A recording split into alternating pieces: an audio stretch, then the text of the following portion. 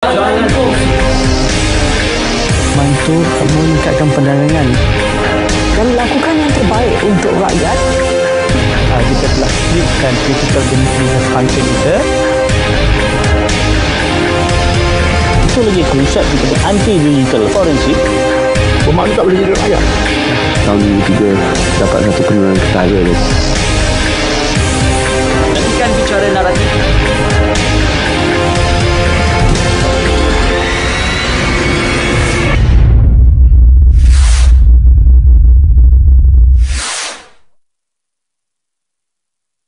Marilah bersama TV1 menjalani Ramadan kali ini dengan penuh kesabaran. Saya datang untuk praktikal kat sini, Datuk. Ni, Min nak pergi belir kat KL ni. Mak pun tak tahu lah nak cakap apa. Tapi kalau kamu rasa kamu boleh, kita pulang. Jamil, lain kali kamu jangan bawa budak kampung datang sini. Tak ada mood nak tengok muka adik. Dia rindu kampung kita. Tak sangka ni hadiah terakhir awak untuk saya. Abang Jalil. Ramadan Satu Perjuangan bersama TV1.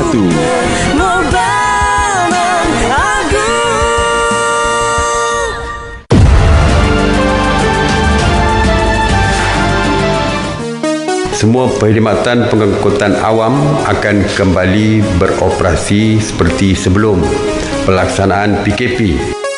Pengguna dan pengendali perkhidmatan pengangkutan awam diingatkan supaya sentiasa mematuhi garis panduan yang telah ditetapkan oleh kerajaan.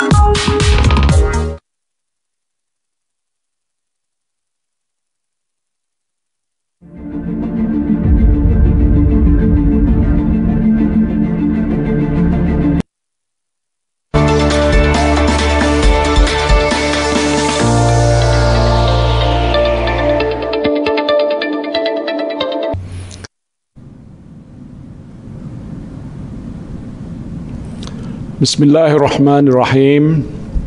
Assalamualaikum warahmatullahi wabarakatuh dan salam sejahtera. Apa khabar semua? Saya harap saudara-saudari sihat walafiat.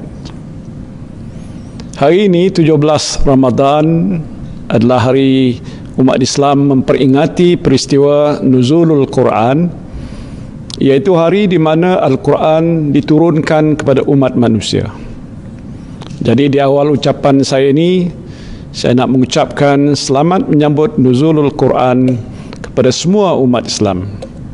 Mudah-mudahan peristiwa nuzulul Quran yang disambut pada hari ini mengingatkan kita supaya sentiasa menjadikan Al-Quran sebagai panduan hidup kita.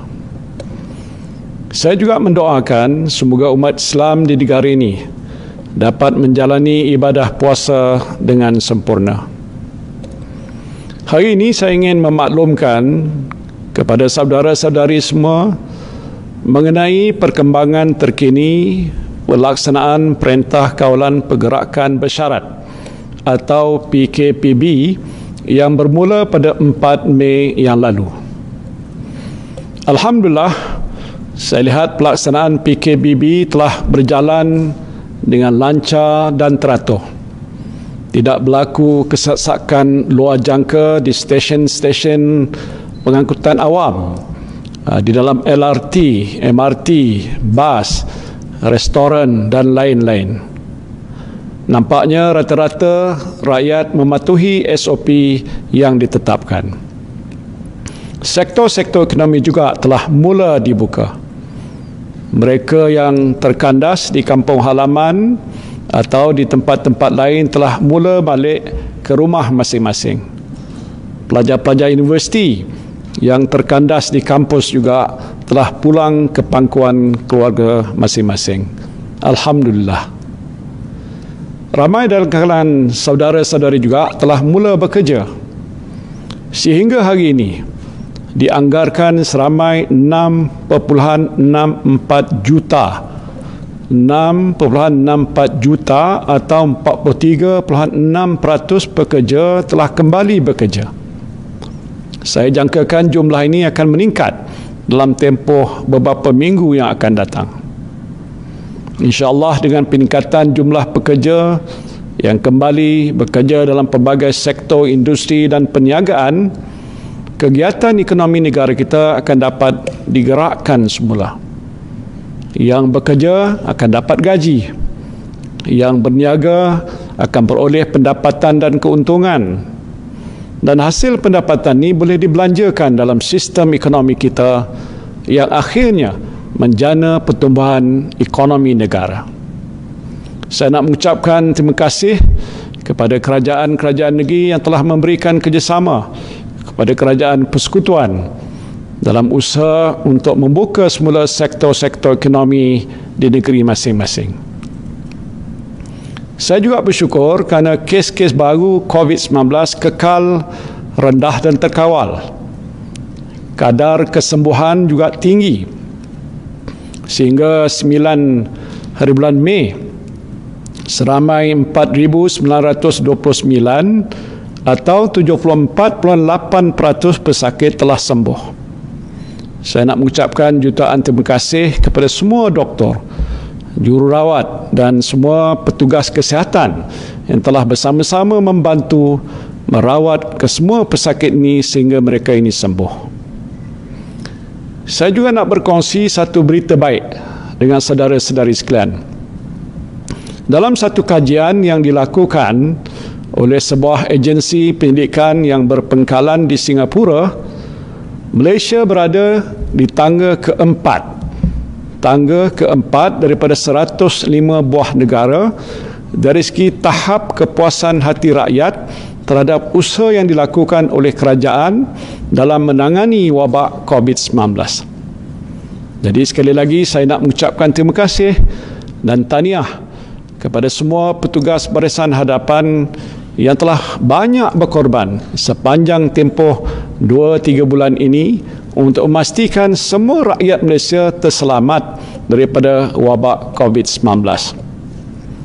Saya juga nak merakamkan ucapan terima kasih kepada saudara-saudari sekalian, seluruh rakyat Malaysia dari Perlis hinggalah ke Sabah yang sentiasa berdisiplin untuk mematuhi arahan PKP dan PKPB sehingga memudahkan para petugas barisan hadapan kita menangani krisis ini. Hasil daripada usaha bersungguh-sungguh yang dilakukan oleh para petugas barisan hadapan dan disiplin saudara-saudari sepanjang tempoh PKP dan PKPB dilaksanakan, kita telah berjaya menjadikan hampir seluruh mukim atau zon di negara kita berstatus hijau. Kawasan-kawasan ini tidak mencatatkan sebarang kes positif COVID-19 baru dalam tempoh 2 minggu yang lalu. Daripada 1,178 mukim, bahagian zon, subzon dan presin di seluruh negara, sebanyak 1,112 atau 94.4% telah dikategorikan sebagai hijau, manakala 62 atau 5.2% dikategorikan sebagai kuning dan hanya 4 atau 0.34% saja yang masih berstatus merah. Yang dimaksudkan dengan status merah ialah kawasan-kawasan yang mencatatkan lebih 40 kes positif COVID-19. Untuk makluman saudara-saudari, terdapat 4 kawasan setakat ini yang masih berstatus merah, iaitu Mukim Batu Gombak Selangor, Zon Batu Mukim Batu Kuala Lumpur, Zon Kampung Baru Mukim Bandar Kuala Lumpur dan Mukim Pedas daerah Rembau Negeri Sembilan. Bagi penduduk di kawasan-kawasan ini, saya nasihatkan supaya lebih berhati-hati apabila keluar rumah. Amalkan penjarakan sosial, pakai penutup mulut dan hidung, sentiasa bersihkan tangan dan kalau boleh kurangkan aktiviti di luar rumah. Bagi penduduk di luar kawasan ini, nasihat saya pertamanya jangan berkunjung ke kawasan ini buat masa ini. Itu lebih baik supaya kita tidak terdedah kepada jangkitan wabak COVID-19 ini. Keduanya, bagi penduduk di kawasan hijau, jangan ingat anda semua telah selamat dan boleh bergerak ke sana sini dengan bebas. Saudara-saudari mungkin beranggapan yang saudara-saudari tidak akan dijangkiti wabak ini kerana berada di kawasan hijau. Tapi saya nak ingatkan selalu yang virus COVID-19 ini adalah musuh senyap. Musuh senyap yang kita tak nampak. Dan ianya boleh menyerang kita pada bila-bila masa dan di mana-mana saja. Jadi berhati-hatilah. Penjarakan sosial, memakai topeng mulut dan hidung dan membersih tangan mestilah terus diamalkan sehinggalah kita berjaya menemui vaksin untuk virus ini. Menurut pandangan pakar perubatan, proses untuk menghasilkan vaksin ini biasanya mengambil masa yang agak lama, iaitu antara 12 hingga 12 bulan lagi. Saya telah berhubung dengan beberapa pemimpin negara luar dan dimaklumkan ujian-ujian klinikal sedang giat dilaksanakan untuk menghasilkan vaksin bagi virus ini. Saya berharap vaksin ini akan dapat dihasilkan seberapa segera supaya kita boleh bebas daripada ancaman COVID-19 dengan secepat mungkin. Saudara-saudari yang saya kasihi sekalian, walaupun kita telah mencapai banyak perkembangan positif dalam usaha memerangi wabak COVID-19 ini, usaha kita masih belum berjaya sepenuhnya. Langkah-langkah masih perlu diambil untuk memerangi wabak ini. Dari segi pandangan umum juga, saya dapati rata-rata rakyat mahukan supaya kerajaan terus mengambil langkah-langkah yang wajar untuk memerangi wabak ini. Justru atas nasihat Kementerian Kesihatan Malaysia dan Majlis Keselamatan Negara, saya ingin mengumumkan Perintah Kawalan Pergerakan Bersyarat atau PKPB yang berkuat kuasa hingga 12 Mei 2020 akan disambung lagi sehingga 9 Jun 2020, iaitu selama 4 minggu lagi. Ini bermakna semua peraturan dan SOP yang dilaksanakan sepanjang tempoh PKPB pada masa ini akan kekal berkuat kuasa sehingga 9 Jun 2020. Sebarang perubahan mengenai peraturan, SOP ataupun senarai sektor yang dibenarkan beroperasi akan dimaklumkan daripada masa ke semasa. Dalam tempoh ini ada beberapa perayaan utama yang lazimnya akan melibatkan pergerakan orang ramai, iaitu Hari Raya Aidilfitri, Pesta Keamatan dan Hari Gawai. Jadi saya nak mengingatkan saudara-saudari tentang larangan pergerakan antara negeri yang masih berkuat kuasa dalam tempoh ini. Ini bermakna, minta maaflah banyak-banyak dan saya mohon ampun demi untuk menjaga keselamatan dan kesihatan kita semua, perjalanan balik kampung merentas sempadan negeri untuk tujuan berhari raya tidak dibenarkan. Saya tahulah ramai yang agak sedih tak dapat balik berhari raya di kampung bersama keluarga. Bersabarlah. Bila keadaan kembali pulih sedikit masa lagi, saudara-saudari bolehlah balik ke kampung halaman menziarahi ibu bapa dan sanak saudara. Stesen-stesen TV dan radio bolehlah mainkan lagu Dendang Perantau sekali-sekala. Kalau dimainkan selalu, saya pun berasa sayu juga. Mainkanlah lagu-lagu hari raya yang boleh menceriakan suasana. Saya tengok dalam YouTube ada lagu Nyanyi Kelik Lawe. Ini orang Kelantan. Lagu ini pun okeylah. Tapi ini tidak bermakna kita tak boleh menyambut perayaan Aidilfitri, pesta keamatan atau hari gawai. Ziarah menziarahi dibenarkan dalam kalangan jiran terdekat dan keluarga yang tinggal dalam negeri yang sama dengan had maksimum 20 orang pada satu-satu masa. Jadi tak perlulah buat jamuan besar-besaran ataupun rumah terbuka. Setiap keluarga hendaklah mematuhi SOP kesihatan seperti penjarakan sosial, pemakaian penutup mulut dan hidung dan amalan kebersihan kendiri seperti penggunaan hand sanitizer sepanjang sambutan perayaan ini, dan pastikan rumah sentiasa bersih, basuh pinggan mangkuk, sudu garpu, periuk, belanga dan lain selepas digunakan untuk menjamu tetamu yang hadir. Kementerian Kesihatan juga menyarankan agar saudara-saudari elakkan daripada berada di tempat yang sesak atau tempat yang tertutup. Kalau nak bersembang dengan tetamu pun jarak-jarakkanlah sedikit. Tak perlulah duduk terlalu rapat. Mengenai solat berjemaah di masjid, termasuklah solat Jumaat, Jabatan Kemajuan Islam Malaysia sedang memperhalusi tata cara ataupun SOP tertentu yang boleh diamalkan oleh para jemaah.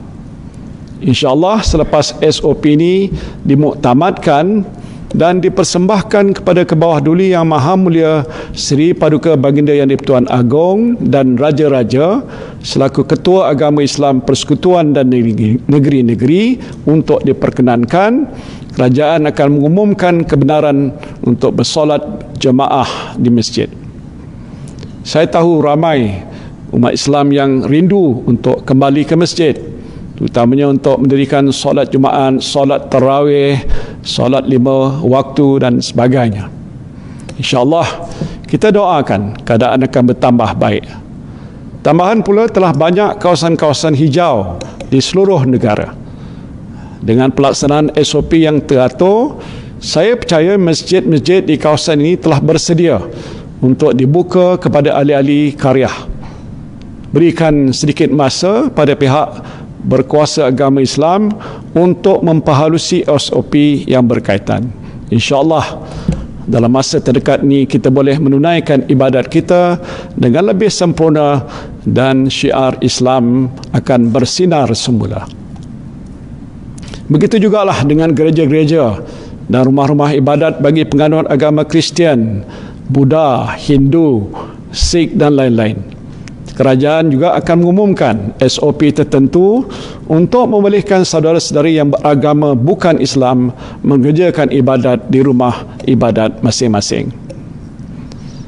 Mengenai perjalanan rentas negeri, saya diberitahu ada pasangan suami isteri yang tinggal berjauhan atas urusan kerja.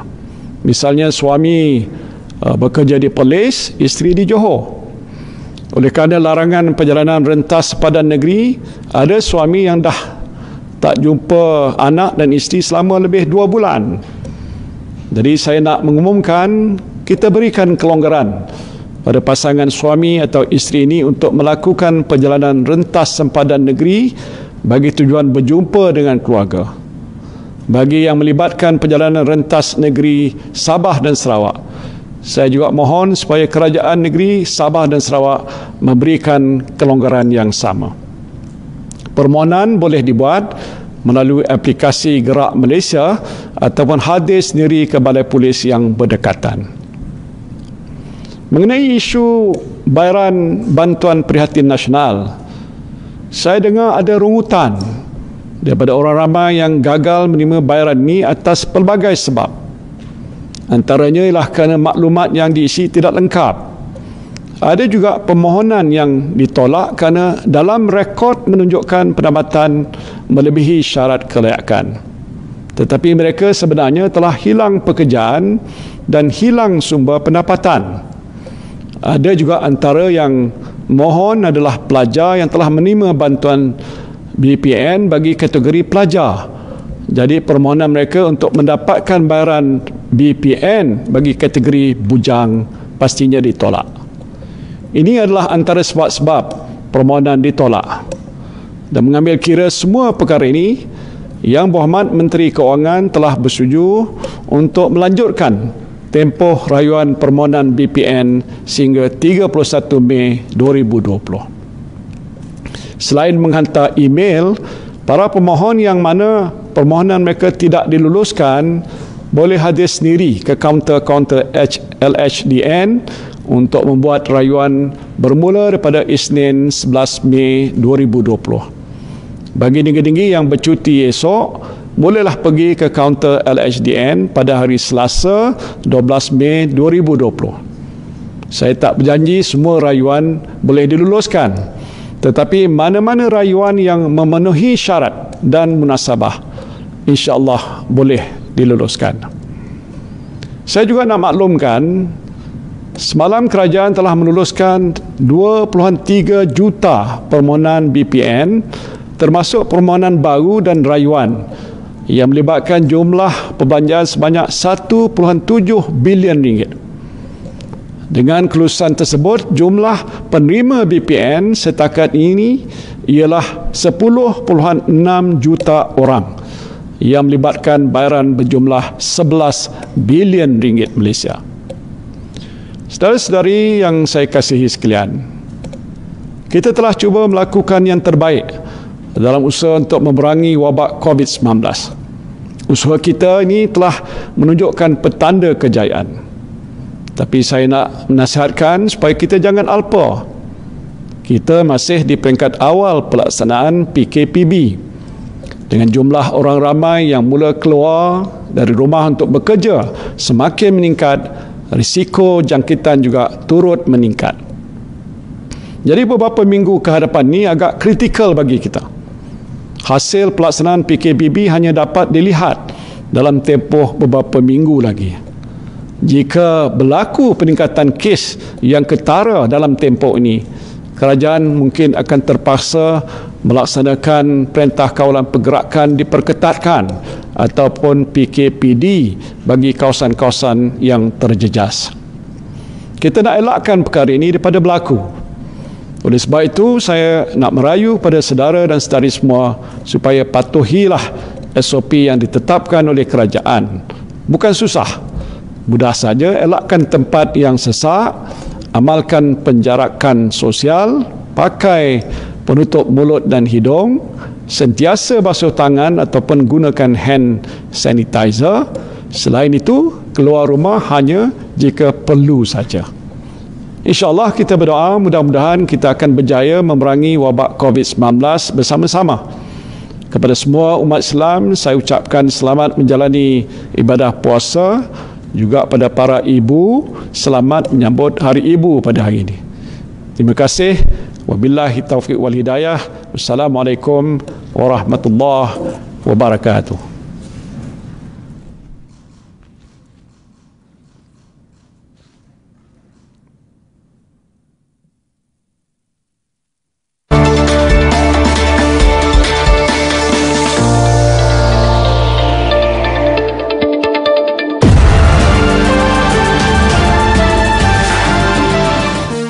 Semua perkhidmatan pengangkutan awam akan kembali beroperasi seperti sebelum.